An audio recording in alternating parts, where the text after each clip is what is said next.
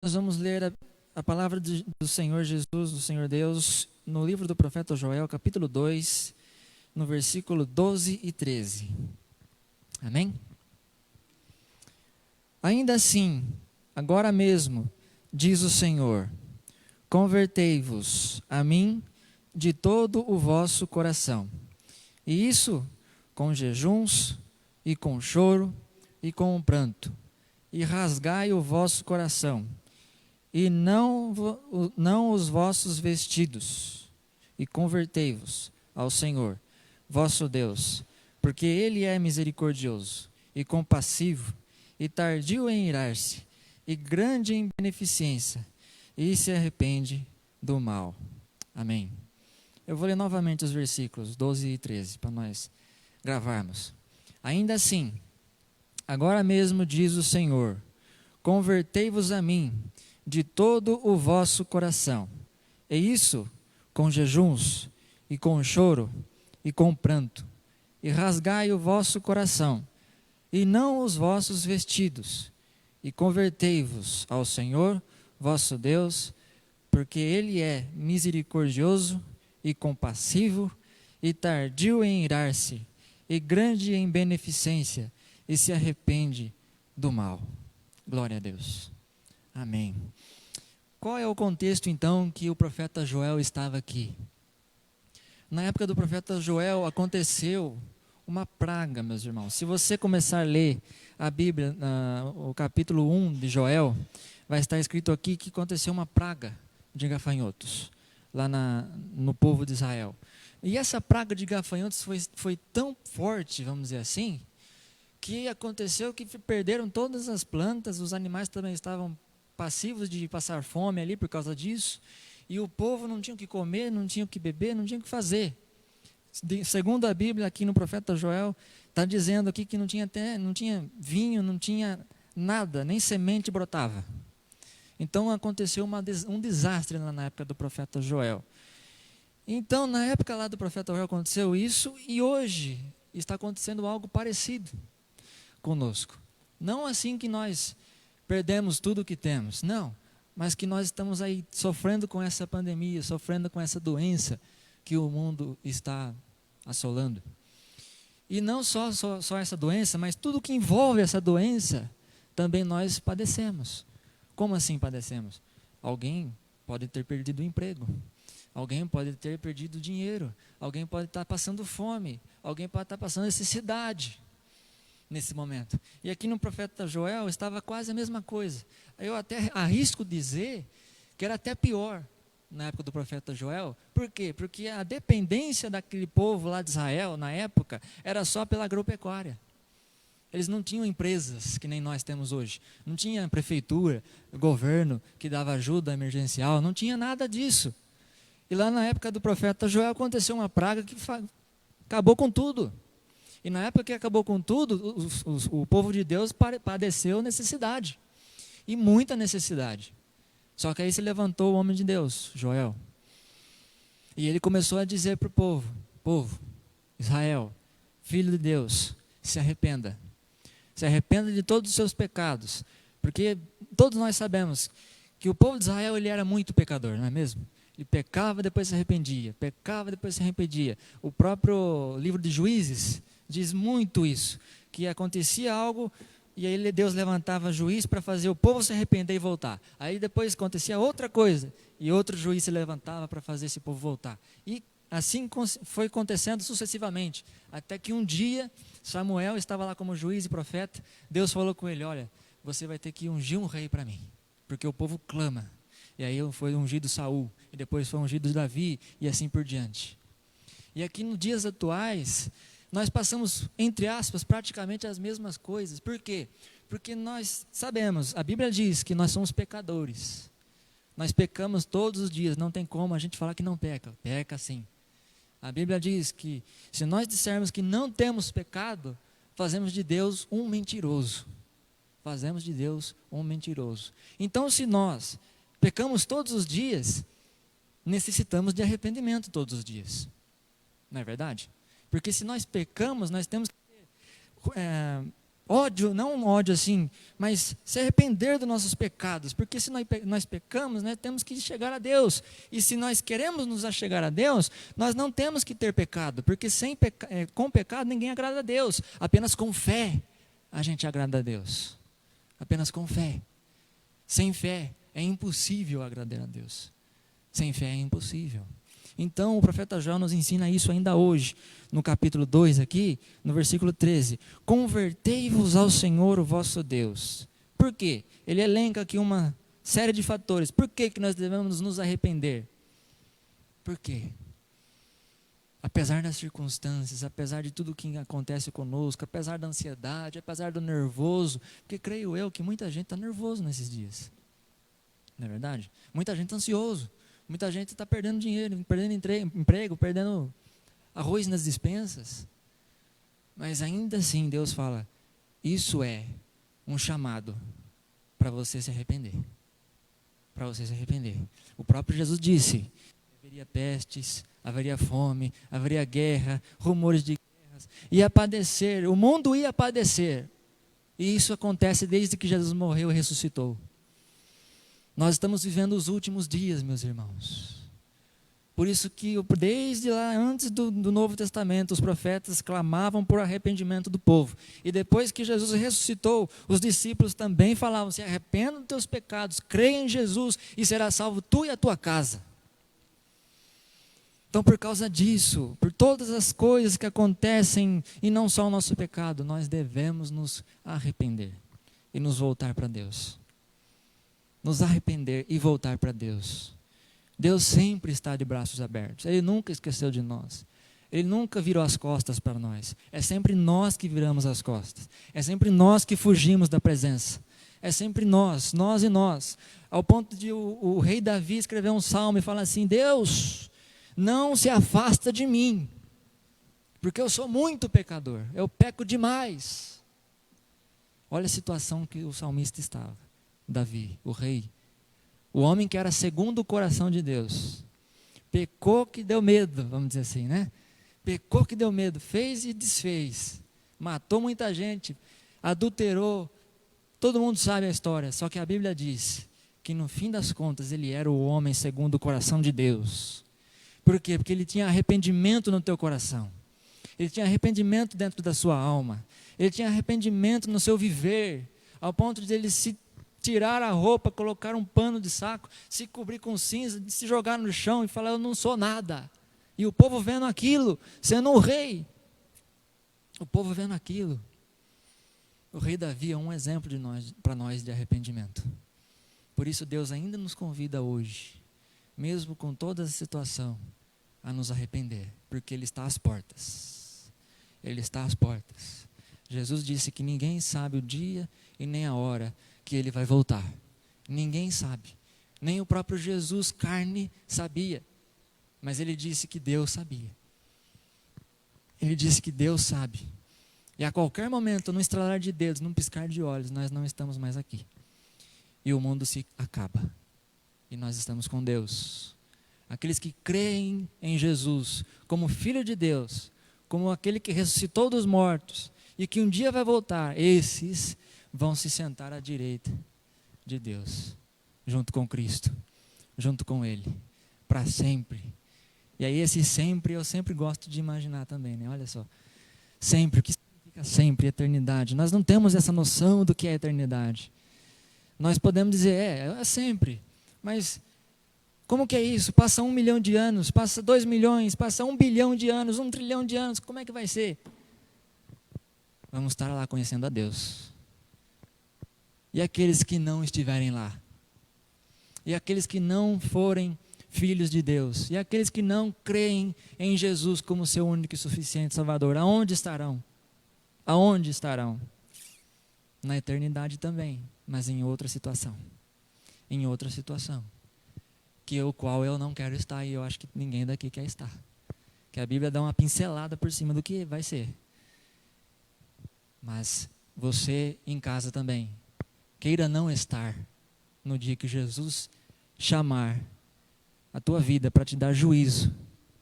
Você não queira estar lá embaixo.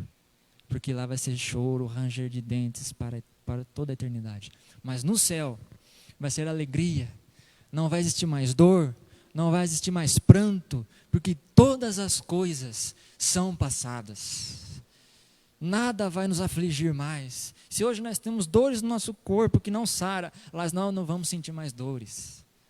Se nós temos alguma aflição que nos faz ficar a vida inteira se afligindo por causa daquilo, lá não vai ter isso, nós vamos ficar alegres. Tudo que você tem de mal nessa vida, lá não vai ter. Lá você vai comer e não vai sentir fome. Lá você vai trabalhar e não vai se sentir cansado. Olha que maravilha. Já aqueles que vão estar lá no inferno vão ser participantes do lago de fogo e enxofre, que é preparado para o diabo e os seus anjos, que vai haver dor, vai haver choro, vai haver lembrança daqui da terra, vai haver tudo isso. Portanto, eu não quero pagar para ver. E eu acho que ninguém quer. Então eu prefiro ter a certeza que quando eu morrer, quando nós morrermos, vamos estar com o Senhor, do que nós morrermos e não termos essa garantia. Por isso o profeta Joel nos instiga a nos converter ao Senhor, porque Ele é misericordioso, Ele sempre está conosco, Ele é compassivo e tardio em irar-se. Tardio em irar-se. Então mesmo que a gente peca, mas no fim de tudo Deus ainda quer a gente. É isso que nós não conseguimos entender. A gente peca e sempre peca, e Deus sabe que nós pecamos e vamos pecar ainda, mas ainda Ele nos quer. Ele ainda nos chama de filhos, e Ele ainda nos abraça, e Ele ainda fala: meu filho, tenha calma, você está comigo. Tenha calma, eu estou no controle. Tenha calma, eu te seguro com a destra da minha justiça. Deus está aqui no meio de nós, Deus está na casa de cada um. Deus é louvado, por isso Ele nos chama a nos converter, porque Ele está às portas, Ele vai voltar. Convertei-vos ao Senhor, porque Ele é misericordioso, compassivo e tardio em irar, e grande em beneficência, e não tem mal. Não tem mal. Ele é grande. E aí no versículo 12, eu li o versículo 13, mas o 12 continua dizendo, eu acho que o profeta colocou aqui, mas eu acho que seria de outra forma, o 12 no 13, o 13 no 12, vamos dizer assim. Por quê? Porque aqui ele fala, convertei-vos no 13, aí no 12, mas faça isso com jejum, faça isso com choro e com pranto. Não é um arrependimento de boca para fora que Deus quer da gente. Não é um arrependimento que a gente mostra para os outros. Olha como eu estou bonito, de gravata, de terno. Não, não é isso que Deus quer. Não é arrependimento que a gente grita para todo mundo ouvir que está arrependido, que agora eu sou cristão, agora eu creio em Jesus. Não. O arrependimento dentro do teu coração, em que dentro de você próprio você chora, você planta, porque é terrível o seu pecado, porque você está arrependido de tudo que você faz, do que você fez. Por isso que Ele convida a nos converter. Ele quer arrependimento verdadeiro, genuíno, na palavra dEle, na oração e no jejum. E aí ele continua, para a gente fazer isso tudo e não ficar calado. Mas eu acabei de dizer, você não acabou de dizer que não é para ficar para todo mundo, que você não, se converteu, está arrependido e tal. Sim, sim. Mas o que eu falo de não ficar calado é a questão de você transbordar aquilo que você está sentindo. As pessoas veem em você aquilo que você é de verdade, aquilo que Deus fez em você, aquilo que Jesus operou, no sentido de você transmitir a luz que há dentro de você, no sentido de você transmitir o sal que vai temperar a terra. Eu costumo sempre dizer que nós não devemos só apenas ser luz. A lâmpada, ela é uma luz. Só que se ela não for acesa, o ambiente continua escuro. Não é verdade? Então a gente tem que ser luz acesa, iluminar onde nós estivermos, iluminar todos os lugares onde nós formos. Da mesma forma o sal dentro do recipiente, ele não serve para nada. Mas se ele for posto numa carne num arroz, num macarrão, não sei, alguma comida que você possa pensar, vai dar gosto. Imagina você comer um arroz sem sal, uma carne sem sal, não fica ruim? Da mesma forma somos nós. Imagina esse mundo sem nós, Deus não operaria. Os anjos queriam pregar no nosso lugar, mas Deus não deixou. E se nós não estivéssemos aqui, as pedras iriam clamar. Mas nós estamos aqui, então é nossa incumbência não ficar calado. É a nossa incumbência ser luz nesse mundo e ser sal nessa terra. Por isso que Ele nos convida a nos converter. E não só isso, eu quero que você também abra a tua Bíblia em Atos, agora é mais fácil. Atos capítulo 5. Atos capítulo 5, que vai dizer de um momento bem difícil que os apóstolos estavam começando a viver. Porque aqui Jesus tinha dito para eles, vão e preguem até os confins da terra, né? Só que aí os sacerdotes, aí o pessoal que gostava de uma intriga, né, dos judeus, quiseram prender os discípulos, os apóstolos. E aí eles foram presos. Mas aí o anjo do Senhor apareceu ali, nessa prisão, e os libertou. E falou, vocês agora vão lá no meio do templo, que era judaico, vão lá e falem de Jesus lá. E eles foram lá, falaram de Jesus. Só que aí, os judeus que tinham prendido esse pessoal, mandaram os soldados ir lá pegar esse pessoal para fazer um interrogatório com eles. Chegaram lá nesse lugar onde estava todo mundo preso, não tinha ninguém lá. E aí voltaram e falaram, mas não tem ninguém lá, quem vocês mandaram eu buscar? Os apóstolos que estavam lá, não, mas está tudo fechado, tudo trancadinho, como é que não tem ninguém lá? Aí souberam que esses discípulos estavam lá no templo, falando com alta voz sobre Jesus, sobre a salvação, sobre tudo aquilo. E aí os judeus que prenderam aqueles discípulos fizeram um interrogatório e colocaram ele ali no Sinédrio, que é onde eles fazem esse interrogatório. E lá Pedro disse essa frase no versículo 29, Atos 5, 29. Porém Pedro, respondendo, e os apóstolos disseram, mais importa obedecer a Deus do que aos homens. Mais importa obedecer a Deus do que aos homens. Essa é uma frase forte, porque ela vale ainda nos nossos dias. Ela vale ainda nos nossos dias. Eu comecei dizendo aqui sobre você se converter, sobre você se arrepender, sobre tudo isso. Ok, mas eu comecei agora também dizendo uma ligação do seu arrependimento, para você não ficar calado. Não é mesmo? Então você não ficando calado, o que quer dizer isso? Mais importa obedecer a Deus do que os homens. O que quer dizer isso que Pedro quis dizer aqui? Que eles foram impedidos de falar pelo Sinédrio. O Sinédrio falou assim para eles, vocês não podem falar isso. Vocês não podem falar de Jesus. Não podem. Mas aí Pedro disse, não, mais importa obedecer a Deus, que nos incumbiu desse trabalho, nos incumbiu de ficar falando a todo momento, em todos os lugares, do que obedecer a vocês, do que obedecer a homens. Então o próprio Jesus disse isso, e o próprio Pedro também, para nos ensinar ainda hoje, que nós não devemos ficar calados. Ninguém pode nos calar, ninguém pode tirar a nossa liberdade, seja ela qual for. A liberdade religiosa, a liberdade de pensamento, de expressão, seja qual ela for. Seja qual ela for. O Estado, meus irmãos, o país, o governo, ele tem que honrar o cidadão. Ele tem que honrar o cidadão. Ele não pode ser um país comunista. Muitos gostam da ideia, né? Comunista, socialismo, que tudo é dividido, não tem aquele que é mais rico, aquele que é mais pobre. Não pode ser assim, meus irmãos. O próprio Jesus disse, dai a César o que é de César e a Deus o que é de Deus. Não tem essa, dá a César e dá a César somente. Não. Tem as hierarquias da sociedade para nós seguirmos. O apóstolo Paulo, em Romanos, ele estava vivendo numa sociedade que tinha pena de morte.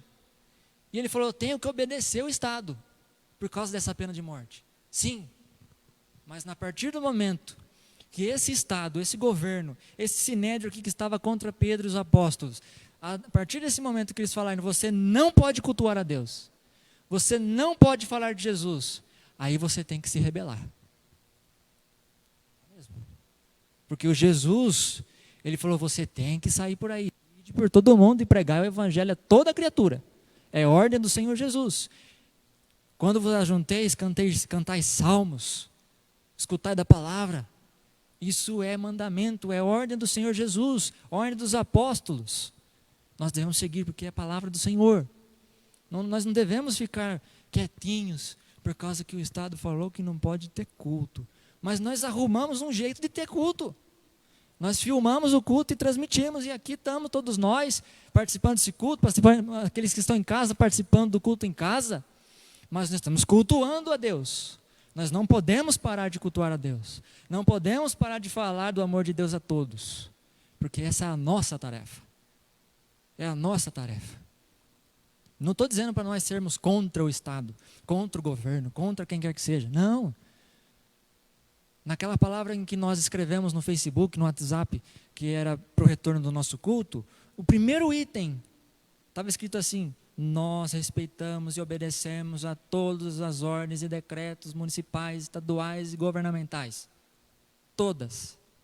Se eles falarem fecha a igreja, porque vai aumentar os casos, nós vamos fechar, mas nós não vamos parar de cultuar a Deus. Nós não vamos parar de cultuar a Deus. E isso eles não podem tirar da gente. Isso ele não pode tirar de você que está em casa também. Não pode tirar. Seja você católico, qual religião você for, não sei, mas o Estado não pode tirar essa liberdade de nós. Essa semana, meus irmãos, quase foi votado um projeto de lei que dizia sobre a fake news. Não sei se vocês acompanharam. Um projeto de lei. Essa fake news aí. Fake news é uma tradução inglesa para a frase notícia falsa. Então, esse projeto de lei era até bonitinho de se ver, vamos dizer assim. Por quê? Porque ele falava assim: por causa dessas notícias falsas que estão acontecendo no mundo inteiro, nós temos que combatê-las. E essas notícias falsas têm que sofrer sanções, sofrer amordaça, tem que sofrer todo tipo de sanções. É até bonitinho. Que aí não vai ter uma notícia falsa, né? Mas tinha um item lá, que poderia ameaçar a gente. Nós cristãos. Poderia ameaçar. Por que você fala isso, pastor? Por quê? Sabe o que aconteceria? Se fosse aprovada essa lei, todas as notícias, todas as publicações, tudo, qualquer que seja a coisa que for lançada na internet, na televisão, aonde for, seja até o seu perfil de Facebook, se você lançar lá um versículo, vamos supor, vai ter um órgão, pode ser ele o Facebook, o Google, sei lá, alguma plataforma criada, não sei, vai ter esse órgão que fiscalizaria qual era, ou qual será, ou qual seria a notícia falsa. E aí, como que esse órgão ia falar essa notícia é verdade e essa notícia é falsa? Com que método? Método que eles acharem por melhor, não é? E se um dos métodos deles forem assim: Cristo não é a verdade. Seus versículos na internet iam ser censurados. As palavras dos pastores, nossos aqui, eu, o Giles, qualquer pastor do Brasil inteiro ia ser censurado. Porque isso aqui é notícia falsa. Olha o cabimento. Eu acho que o Brasil inteiro nem se ligou para isso que estava acontecendo. Alguém de vocês em cima aí se ligou? E poderia acontecer isso. Não estou dizendo que vá acontecer. Deus nos livre. Mas poderia acontecer. E aí como que nós reagiríamos? Pedro E os apóstolos se rebelaram. Eu não vou obedecer. Importa eu obedecer a Deus do que aos homens. Importa eu cultuar ao meu Jesus, importa eu fazer a vontade de Jesus do que a vontade do governo, da vontade do Estado. Nesse quesito, sim. Importa nós fazermos a vontade de Jesus. E aí, a gente vai mais além. Vamos supor, as nossas notícias, né, as nossas publicações vão ser falsas.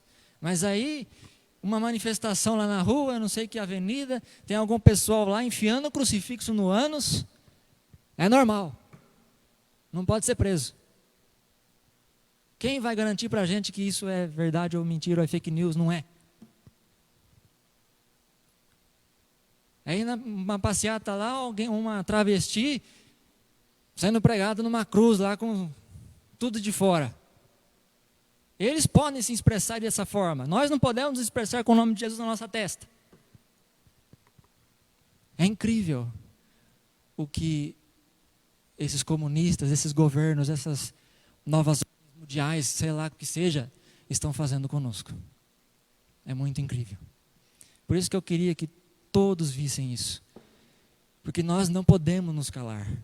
Mesmo aqui em cidade pequena, mesmo aqui nessa igreja pequena, não sei, você pode pensar, mas que significância temos nós? Nós não sabemos. Jesus nasceu em Nazaré, viveu, né, em Nazaré.